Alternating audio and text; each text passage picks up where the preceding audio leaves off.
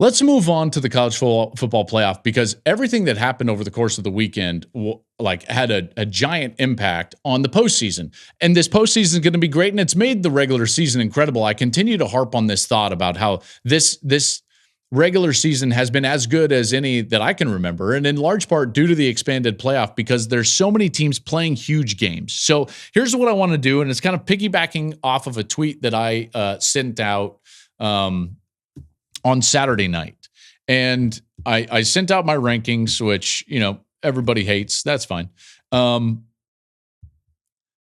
think it's more interesting to start talking about like who's in and who's out, who's in, who's on the bubble in this college football playoff. That's more interesting than rankings.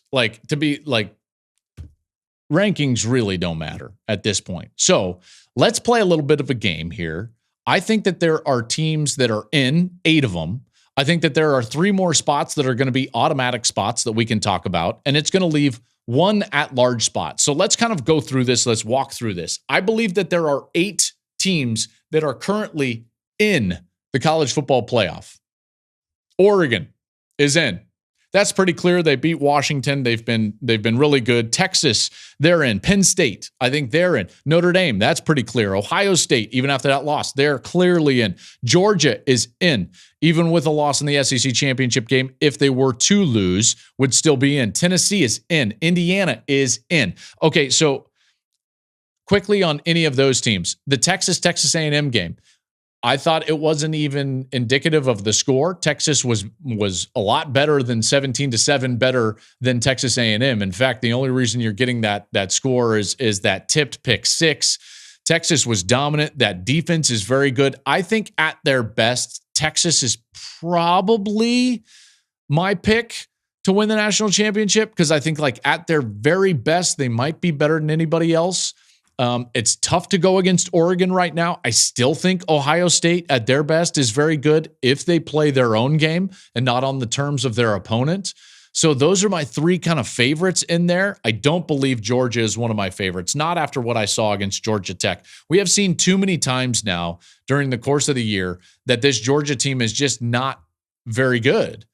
Now, that's relatively speaking, and that's probably more comparative to what they have been over the last couple of years. But that game, what was a Friday night against Georgia Tech? I mean, total survive.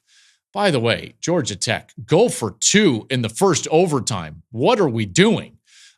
As soon as that game extended past the first overtime, the chances that Georgia Tech was going to win was not very solid. Haynes King played incredible. That was a really great game. Good comeback from Georgia. Unfortunate fumble there with about 2 minutes to go, which really cost Georgia Tech. And Georgia Tech, man, they almost beat Georgia. They beat Florida State. Who else they beat? They beat Miami. If you would have told them, like, let's say they would have beaten Georgia. If you would have told Brent Key before the year, you're going to beat Florida State, Miami, and Georgia, he would have been like, sign me up. Now, they didn't get it done against Georgia, but boy, that was an incredible game. And funny how Kirby didn't get on a soapbox afterwards in an interview and talk about how difficult it was to win in the SEC. Funny how that works when Georgia Tech comes in there and takes you right to your limit. How all of a sudden it wasn't tough to win in the SEC that night. So that's interesting. Texas wins over A&M. Penn State beat Maryland, by the way. Penn State kind of hammered Maryland and scored late. James Franklin was asked about it later. Apparently Mike Loxley took exception with it. I agree with James Franklin in this case. You heard what he said. If your 2s and 3s are in, they deserve to play hard. They go about their day. They go about their business. If they get into the football game, they deserve to be put into a situation and position to succeed. So I'm with James Franklin on that one. There's no doubt Notre Dame took out USC. Notre Dame is quietly very good. If they could just throw it a little better, I would be very high on Notre Dame, but that team is playing really well. And I was actually surprised that USC was able to play so well on the offensive side against that Notre Dame defense. But Notre Dame puts up 49 again. The offense has been just really good, scoring a lot of points here in the back half of the year. Tennessee, congratulations, Vol fans. I know we have a tenuous, is that a tenuous relationship, Vol fans and I. I'm happy for you. In fact, we have a huge Vol fan on the staff, And I'm hoping that you get a home game so that she can go down there to Knoxville and go to the game. That would be awesome. I would love to see a playoff game in Knoxville. I think that would be great. We'll see how the seeding comes out. Indiana, I do think, is in. If you look at Indiana's resume, after everything that has happened, that's not a bubble team. They win 66-0 against Purdue, who ends up firing Ryan Walters after the season, which, by the way, Purdue, don't fire Ryan Walters. What are you doing? You gave him like zero help. You didn't give him any resources in 2 years at a place that's really hard to win. And yeah, it's his problem that you gave him no resources in NIL and he loses Scorton and he loses all of his players.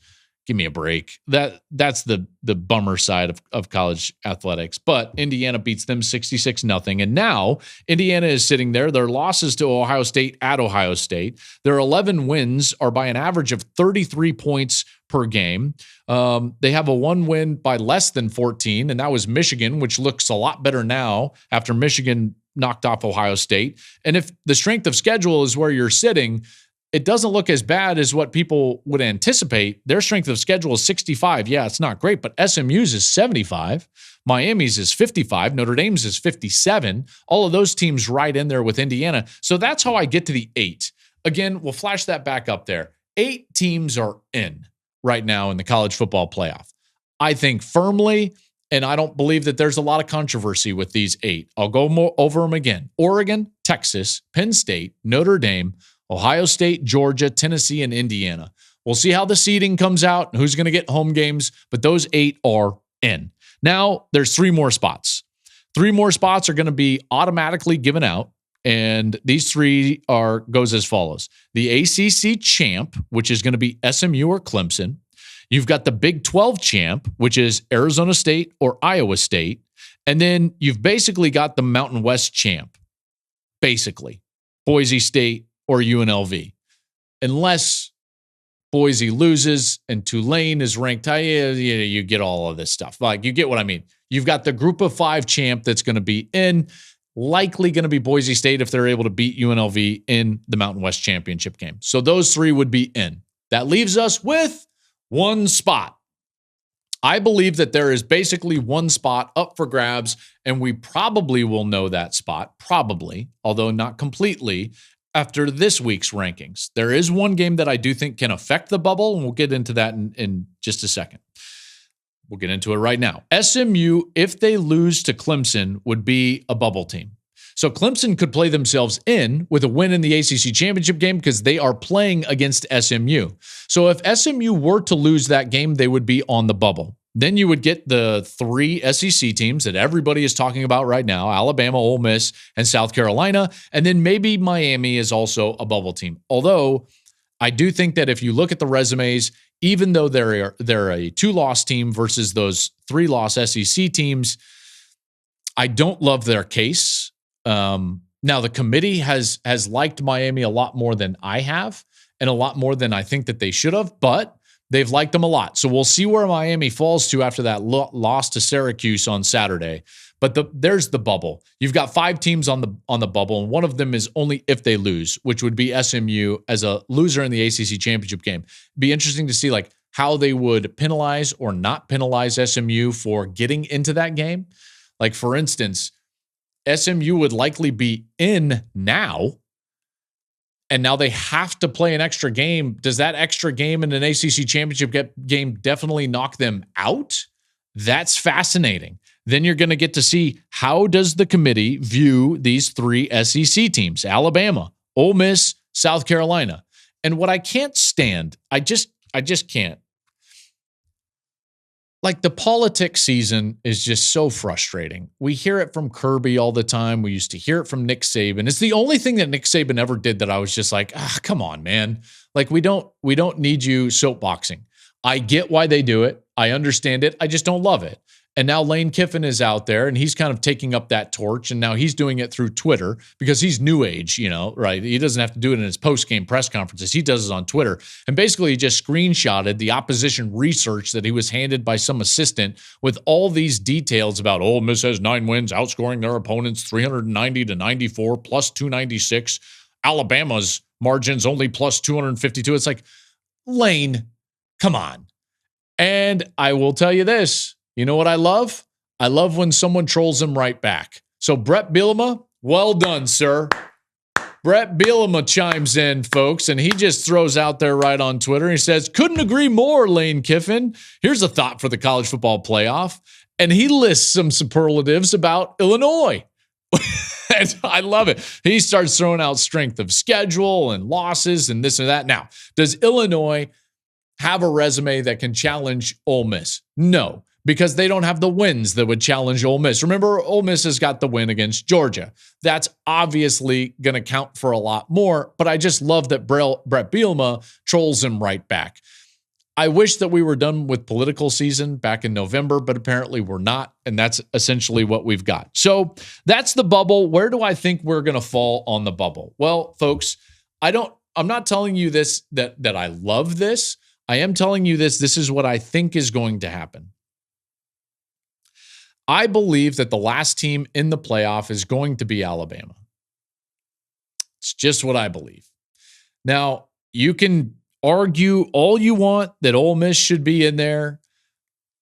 I do believe, based on how they've treated Indiana and SMU at times and other teams that don't have the brand of others, brand can carry the day. And the path of least resistance, in this case, I think would be Alabama. Now, that's a prediction. That's not what I'm arguing for. That's just a prediction. I think that Alabama is going to go to the college football playoff as the 12th seed. Thank you for watching the Joel Klatt Show YouTube channel. And if you liked this clip, make sure to like it and subscribe to the channel, and you can stay up to date on all of my college football coverage.